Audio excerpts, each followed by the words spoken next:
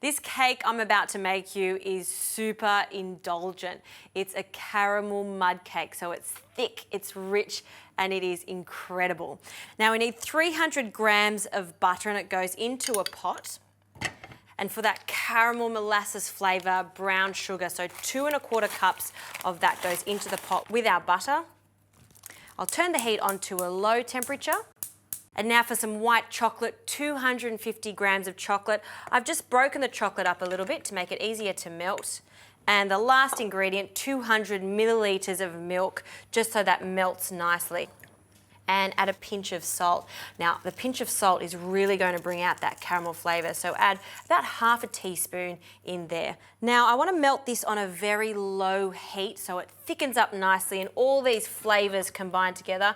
Just mix it here and there to ensure that that butter separates and that chocolate doesn't clump up. Now, while that's melting, we can get on to a few other little things. We'll crack some eggs, so I need 3 eggs for this recipe. We'll break them in a separate bowl. 1, 2, and 3. And I'll add a little bit of vanilla extract. If you like, you could use some vanilla bean. And then just with a whisk, break up those egg yolks and egg whites and mix it together. Now this goes into a delicious caramel sauce, but not until it cools down. So after this is cooked, I'm going to place it in a large bowl and cool it down for about 15 to 20 minutes to room temperature.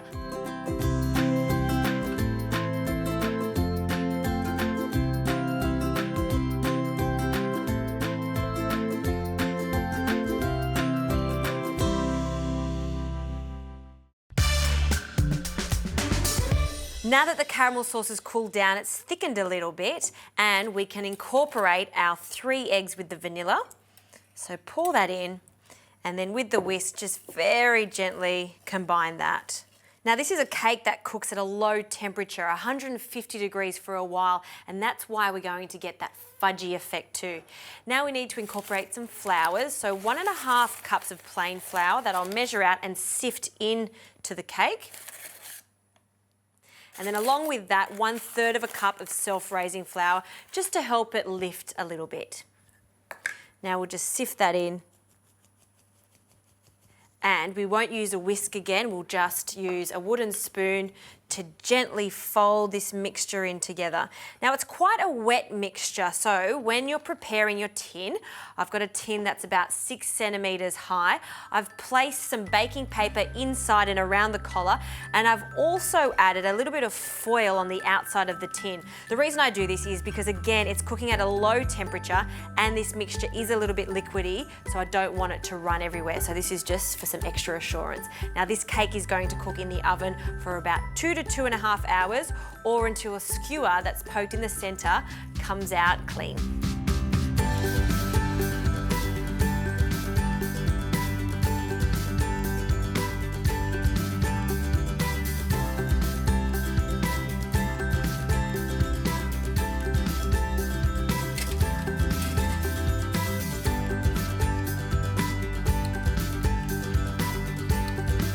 Pretty happy with this. It's come out of the oven, it's cooled completely. You can make a frosting with this if you like, but just make sure it's not too sweet.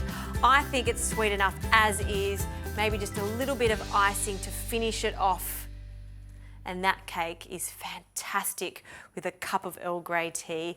I'm going to cut into it because I want to show you how fudgy it is in the centre.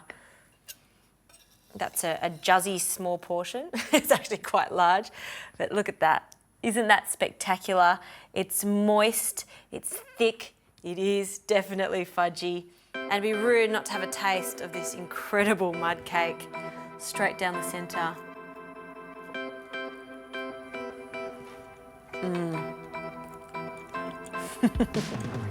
That is amazing. That's all I need to say.